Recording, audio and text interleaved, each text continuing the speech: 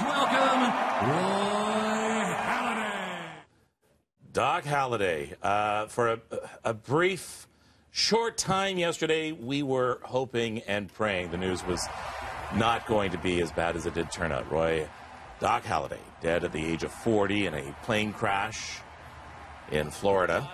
A beloved player here, a legendary pitcher in general, and leaves behind his wife, his two children. I know I was reading something this morning. His son is also aspiring to be a pitcher in the Little Leagues. It was just this past June the Doc was inducted into the Canadian Baseball Hall of Fame in St. Mary's, and we're going there live right now.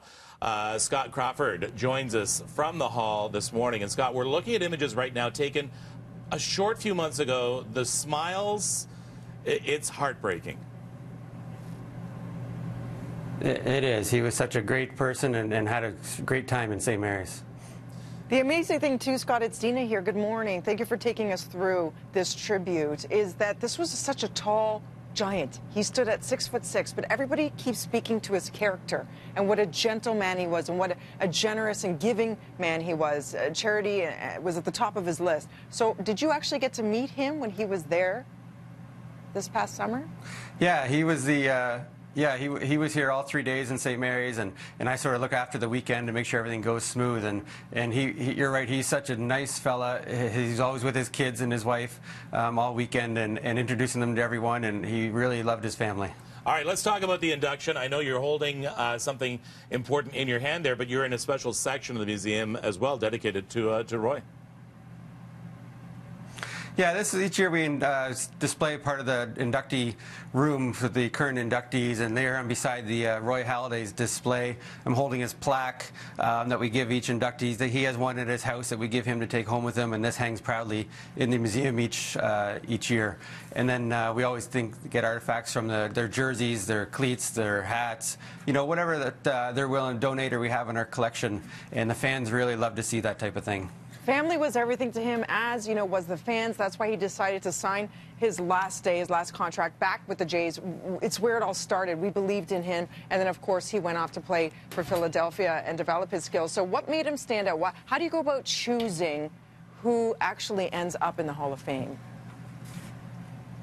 Well, we have a selection committee spread across Canada, and he's obviously born in America, but he did a lot for baseball in Canada, and that's what the committee looks at. They don't look at just played 1 year in Toronto or in Montreal. They look at longevity, and with his 12 years in Toronto and how he gave back to the community with his Doc box, with him and Brandy, with giving kids tickets to watch the ball games, and all he did for the community and on the field with the Blue Jays. It was an easy selection for our committee.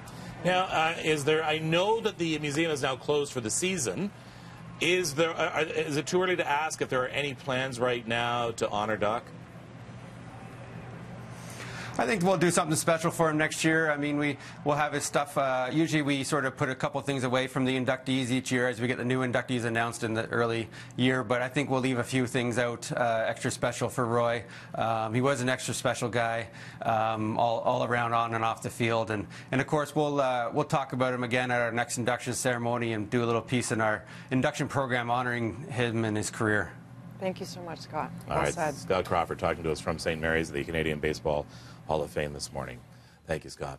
A lot of people asking, why St. Mary's? Well, St. Mary's is only half an hour away from, I think it's Beachville, where the first game of baseball was played in North America a year before Abner Doubleday created it playing in Cooperstown. So Canada has a long history of baseball, and that's why I encourage you next season to go visit the Baseball Hall of Fame. Yeah. Here's Mel upstairs.